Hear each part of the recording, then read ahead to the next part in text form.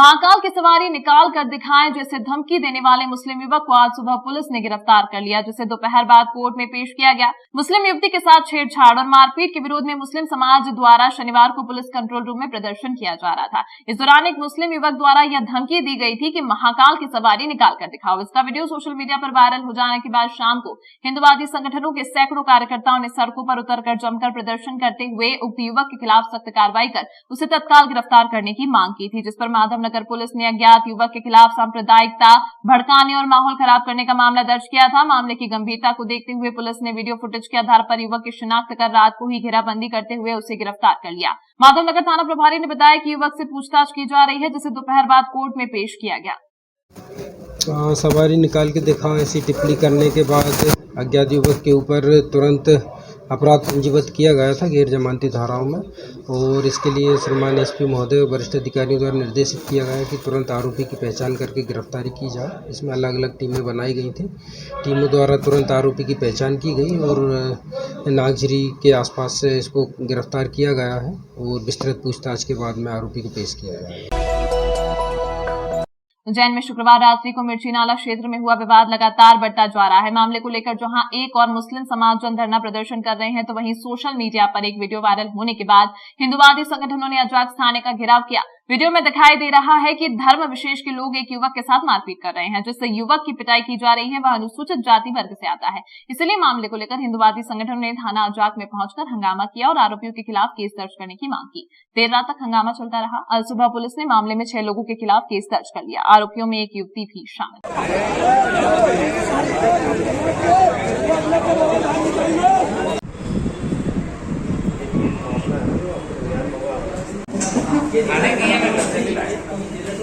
खाराकुआ थाने का था। 2 मिनट रुकने, मामला खाराकुआ थाने का था, तो इनको जीवाजीगंज थाने क्यों लेके गया? पहला प्रश्न तो ये है, प्रशासन भी डरने लगा क्या उनसे?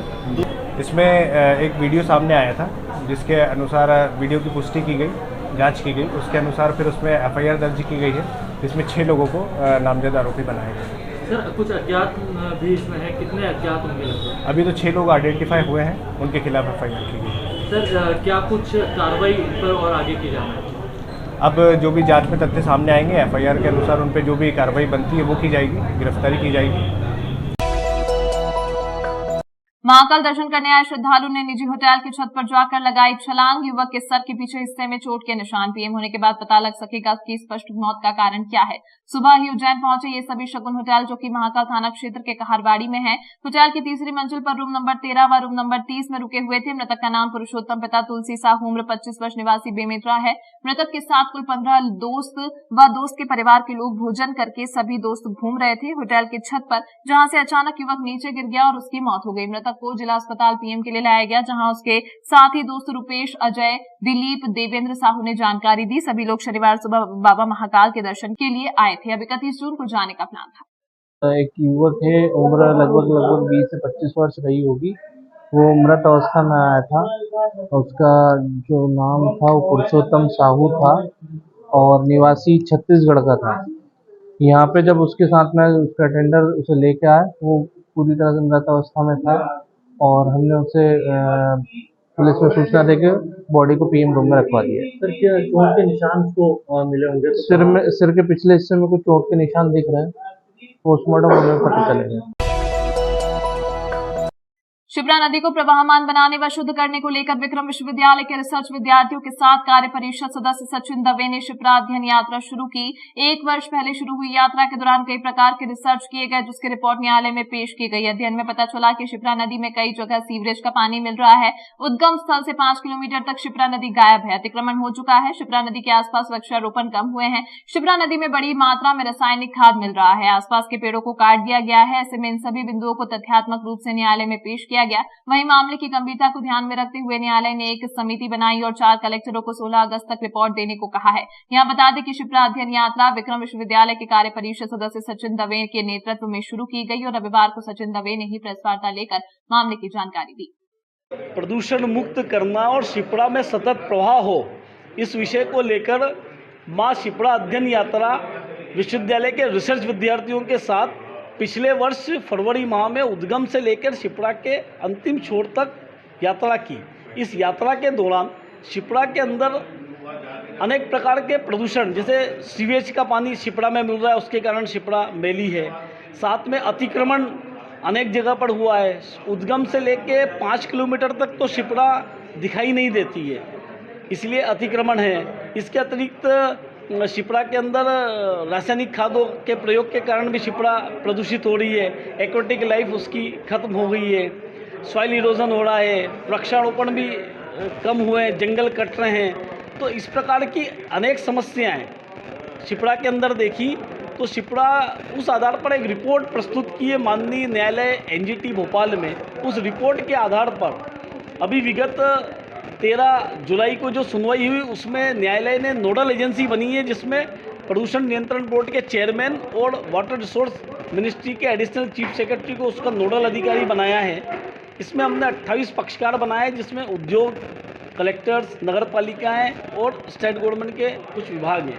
ऐसे मिलके 28 पक्षकार हैं। कुमार पुरुषोत्तम जी उज्जैन कलेक्टर वहाँ आए थे, तो न्यायालय में माननीय न्यायाधीश बड़े नाराज हुए शिप्रा की स्थिति को लेकर। इतनी ज़्यादा जो स्थिति भयावह, क्योंकि हमने पूरे फोटोग्राफ्स और वीडियो सब प्रस्तुत किए थे, तो कलेक्टर से जवाब मांगा तो कलेक्टर साहब एक भी जवाब नहीं दे पाए।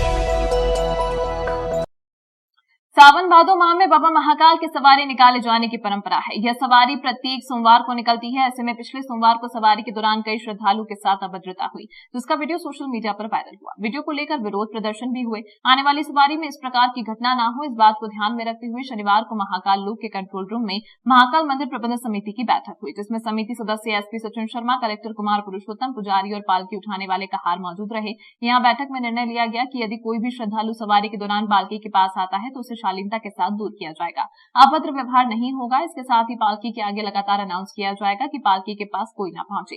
वहीं जनप्रतिनिधियों से चर्चा करने के बाद सवारी के स्वरूप को बदला जाएगा। डीजे बैंड पर भी प्रतिबंध लगाया जा सकता है। एक घटना के वीडियो सामने आए जिससे छवि खराब होती है।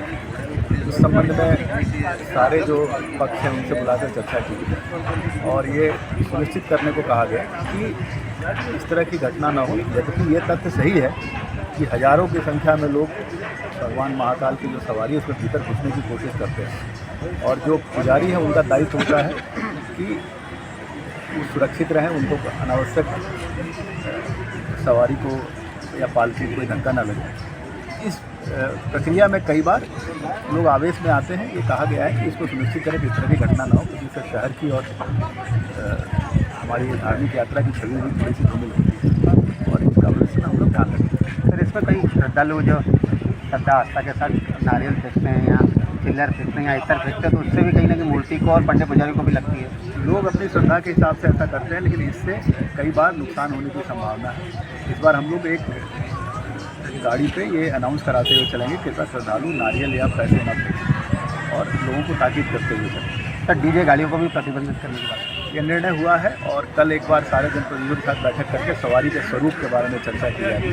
पूरी तरह से जो धार्मिक माहौल है उसमें हो, उसका ये डीजे और इस तरह का अनावश्यक बैंड ना हो, इस बारे में विचार किया।